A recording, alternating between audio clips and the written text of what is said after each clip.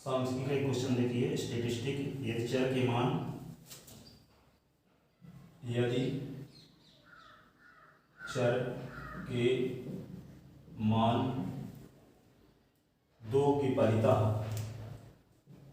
2 के परितः एक बंटन के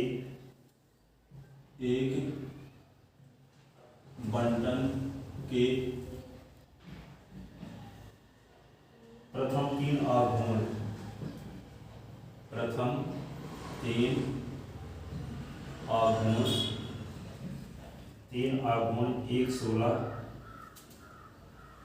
एक 16 एवं -40 है,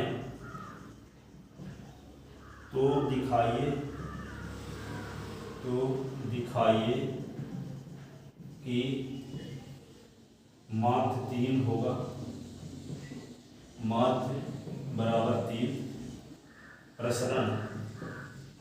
प्रसरण जिसको वेरिएंस भी कहते हैं, वेरिएंस क्या होगा 15 होगा, और म्यू3 की वैल्यू -86 होगी। ये प्रूव करके दिखाना है। यहाँ दिया है, क्या दिया है, μ1 डैश बराबर 1/n सिग्मा एफ एक्स -2 के साथ, पॉइंट 2 दिया है तो 2 के सापेक्ष फर्स्ट मोमेंट क्या दिया है 1, पावर 1 तो 1, ठीक है। μ2 डैश बराबर 1/n सिग्मा एफ एक्स -2 की पावर 2 बराबर 16। μ3 dash 1/n sigma F x -2 की पावर 3 -40। आपको मार्क निकालना 3 आना चाहिए, और वेरिएंस 15 आना चाहिए, और μ3 आना चाहिए 86, ठीक है। तो इक्वेशन फर्स्ट से इसको इक्वेशन फर्स्ट डालते हैं, इसको सेकंड, इसको थर्ड। फ्रॉम इक्वेशन फर्स्ट तो क्या होगा, μ1 डैश 1/n, इसको लिखते हैं sigma F x minus 1/n sigma F, ये होगा 2। ये इसकी वैल्यू आपको पता है 1, तो 1/n और सिग्मा एफ एक्स, ये तो जानते हैं मीन का फार्मूला, इसको क्या लिख सकते हैं मीन एफ, और 1/n ये क्या होगा, सिग्मा एफ की वैल्यू होती है यानी ये 2 = 0 का है 1, और यह एन कैंसिल हो गया, तो यह -2 हो गया 1, तो यम क्या हुआ 2 + 1, तो यम हो गया 3। तो मीन क्या आया 3, मीन यम 3। मीन माध्य जो है 3 लाना था, तो माध्य आ गया क्या 3, यही हमें सिद्ध भी करना था। अब क्या करना है वेरिएंस, तो वेरिएंस निकालने के लिए क्या करेंगे, वेरिएंस निकालने का फार्मूला जानते हो क्या होता है, वेरिएंस निकालने का फार्मूला ये होता है, ये तो आप जानते हो कि मीन के रिस्पेक्ट फर्स्ट मोमेंट क्या होता है, मीन के रिस्पेक्ट फर्स्ट मोमेंट मतलब माध्य के सापेक्ष प्रथम आघूर्ण, माध्य के सापेक्ष प्रथम आघूर्ण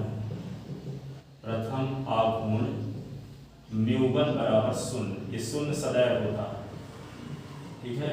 आप क्या करेंगे, μ1 जब सदैव और μ2 की वैल्यू होती है प्रसरण, ठीक है। तो आपको पता है कि μ2 होता क्या है, μ2 डैश माइनस μ1 डैश का स्क्वायर, तो μ2 डैश क्या है 16 -1 का स्क्वायर, तो μ2 16 -1, तो μ2 15, μ2 क्या हो गया 15, ठीक है। तो क्या लाना था हमको, प्रसरण लाना था, μ2 की वैल्यू प्रसरण कहलाती है कि नहीं। तो यहाँ पे क्या लिख देंगे, प्रसरण, जिसको वेरिएंस भी कहते हैं, प्रसरण variance is equal to sigma square से नोट करते हैं किसके बराबर, म्यू2 के बराबर, म्यू2 की वैल्यू 15 आ गई, प्रूव हो गया। अब क्या निकालना है, अब ये निकालना है आपको म्यू3 की वैल्यू। तो म्यू3 का आप फार्मूला क्या जानते हो, म्यू3 इज इक्वल टू होता है म्यू3 डैश माइनस 3 म्यू2 डैश म्यू1 डैश और 2 म्यू1 डैश का स्क्वायर, 2 म्यू1 डैश का स्क्वायर। तो म्यू3 इज इक्वल टू म्यू3 डैश क्या है, म्यू3 डैश क्या है, निकाल चुके हैं ना, 40 दिया, माइनस 40 दिया है, -40 -3 इंटू म्यू2 डैश की वैल्यू क्या दी गई है, म्यू2 डैश की वैल्यू क्या दी गई 16 और म्यू1 डैश की वैल्यू क्या दी गई 1 और 2 इंटू म्यू1 तो 1 का स्क्वायर, ये हुआ। इसको क्या लिख सकते हैं, म्यू3 इज इक्वल टू -40 और ये 16 3 जा 48 और ये 2, तो म्यू3 इज इक्वल टू हो जाएगा, इसको सिंप्लीफाई करो तो -88 से 2 ऐड कर दो तो -86, तो म्यू3 इज इक्वल टू होगा -86। जी ठीक है ना, तो ये क्वेश्चन कंप्लीट हुआ, यही चीज़ आपको निकालना था, ठीक है। तो क्या निकालना था, मीन निकालना था, तो मीन निकाले, मीन जिसको माध्य कहते हैं, तो माध्य क्या आया, जो प्रूव करना था, माध्य इज इक्वल टू 3 आ गया। फिर क्या निकालना था, वेरिएंस, वेरिएंस यानी इसको कहते हैं प्रसरण, प्रसरण इज इक्वल टू क्या आ गया 15 और फिर क्या निकालना था, म्यू3 इज इक्वल टू -86। तो ये आ गया, एक क्वेश्चन और इस पर आधारित है।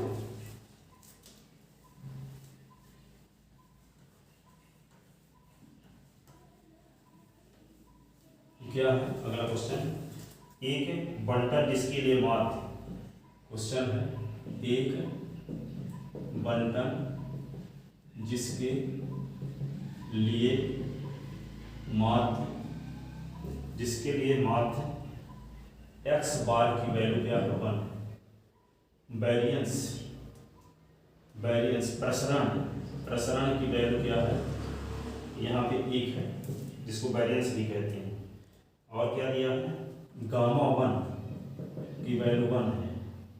तो शून्य के परितः प्रथम, शून्य के परितः, शून्य के परितः, शून्य के परितः प्रथम 3 आघूर्ण, प्रथम 3 आघूर्ण, प्रथम 3 आघूर्ण ज्ञात कीजिए, ज्ञात कीजिए, ठीक है। तो यहाँ पे क्या है, दिया है, दिया क्या है, x bar is equal to 1, फिर क्या दिया है, प्रसरण, प्रसरण वेरिएंस जिसको बोलते हैं, वेरिएंस बराबर क्या दिया है 1, ये मीन इसको बोलते हैं x बार, और गामा 1 दिया है 1। तो आपको क्या निकालना है, शून्य के परितः प्रथम 3 आघूर्ण निकालना है, ठीक है। यानी आपको मूल बिंदु की परितः 3 आघूर्ण निकालना है, यानी म्यू1 डैश म्यू2 डैश और म्यू2 डैश और म्यू3 डैश निकालना है। जबकि आपको म्यूएन डैश का मतलब क्या है, म्यूएन डैश का मतलब 1/n sigma F x minus 0 की पावर n है। तो म्यू1 डैश का मतलब क्या होगा, 1/n sigma F x minus 0 की पावर 1। म्यू2 डैश का मतलब होगा 1/n sigma F x minus 0 की पावर 2 और म्यू3 डैश का मतलब होगा 1/n sigma F x minus 0 की पावर 3। तो ये म्यू1 डैश म्यू2 डैश म्यू3 डैश मूल बिंदु के सापेक्ष प्रथम 3 आघूर्ण निकालना है, ठीक है। क्या निकालना है, मूल बिंदु के सापेक्ष प्रथम 3 आघूर्ण निकालना है, ठीक है। तो कैसे निकालेंगे इस मूल बिंदु के सापेक्ष प्रथम 3 आघूर्ण, जबकि आपके पास क्या दिया है, यहाँ पे देखो आप क्वेश्चन में दिया है, क्या दिया है, गामा 1। तो गामा 1 इज इक्वल टू क्या दिया है 1। तो गामा 1 का क्या फार्मूला हम निकलवाए थे, गामा 1 इज इक्वल टू होता है अंडर रूट बीटा 1। अब बीटा 1 का क्या फार्मूला होता है, अंडर रूट होता है म्यू3 का स्क्वायर, क्या होता है म्यू थ्री का स्क्वायर अपॉन म्यू2 का क्यूब ये होता है बीटा 1 का फार्मूला। ठीक है, तो इसका हम पेयर बनेगा तो क्या आएगा ये, या इसको हम अलग अलग रूट कर सकते हैं। इसको लिख लो म्यू3 का स्क्वायर बटे रूट आप लिख दोगे म्यू2 का क्यूब, तो ये होगा म्यू3 अपॉन ये क्या लिख दोगे म्यू2 का क्यूब की पावर 1 बटे 2। तो म्यू3 इज इक्वल टू क्या होगा म्यू2 की पावर 3/2। अब हम क्या करेंगे, इसकी वैल्यू आपको क्या दी गई है, ये गामा 1 की वैल्यू आई। और गामा 1 की वैल्यू आपको क्वेश्चन में दिया है 1, तो यहाँ पर गामा 1 के स्थान पर क्या लिख देंगे 1। यहाँ पे गामा 1 के स्थान पे क्या लिखेंगे 1, यहाँ 1 लिख दिए गामा 1 के स्थान पे, तो क्या होगा म्यू3 अपॉन म्यू2 की पावर 3/2, इसके नीचे एक लिखेंगे क्रॉस मल्टीप्लिकेशन, तो म्यू3 इज इक्वल टू होगा म्यू2 की पावर 3/2, ये हो गया। अब आपको म्यू2 की वैल्यू दी गई है, क्या दिया गया है प्रसरण दिया है, तो म्यू3 इज इक्वल टू होता है म्यू2 का मतलब होता है प्रसरण की पावर 3/2, क्योंकि म्यू2 इज इक्वल टू होता है प्रसरण। ठीक है, तो यहाँ पे म्यू3 इज इक्वल टू आपको प्रसरण की वैल्यू क्वेश्चन में दिया, प्रसरण की वैल्यू 1 दिया है, तो 1 की पावर 3/2 कर दोगे तो म्यू3 इज इक्वल टू होगा 1 म्यू3 की वैल्यू।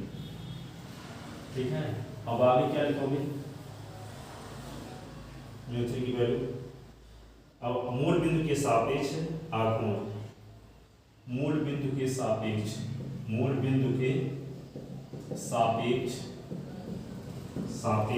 प्रथम आघूर्ण तो क्या होगा म्यू1 डैश बराबर 1/n सिग्मा x माइनस 0 की पावर 1, इसी को लिख देंगे 1/n सिग्मा fx, तो सिग्मा fx अपॉन क्या होता है x बार, तो म्यू1 डैश बराबर x बार का मान क्वेश्चन में दिया है, S1 बार का मान दिया है 1, तो म्यू1 डैश आ गया म्यू1 डैश 1। अब क्या निकालोगे आप, ये निकालोगे म्यू1 डैश म्यू2 डैश, तो मूल बिंदु के सापेक्ष द्वितीय आघूर्ण,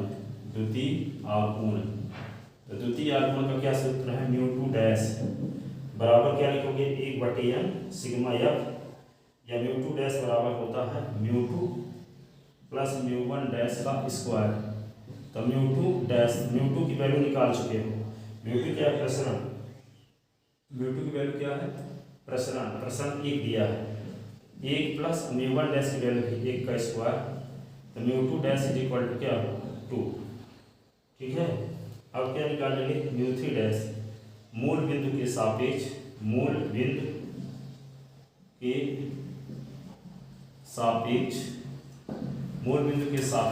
तृतीय आघूर्ण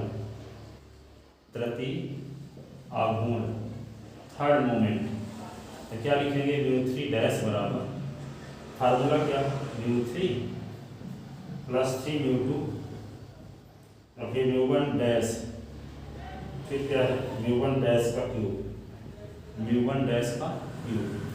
तो म्यू3 इज इक्वल टू होगा म्यू3 डैश बराबर म्यू3 की वैल्यू आ चुकी है, क्या आ चुकी है म्यू3 की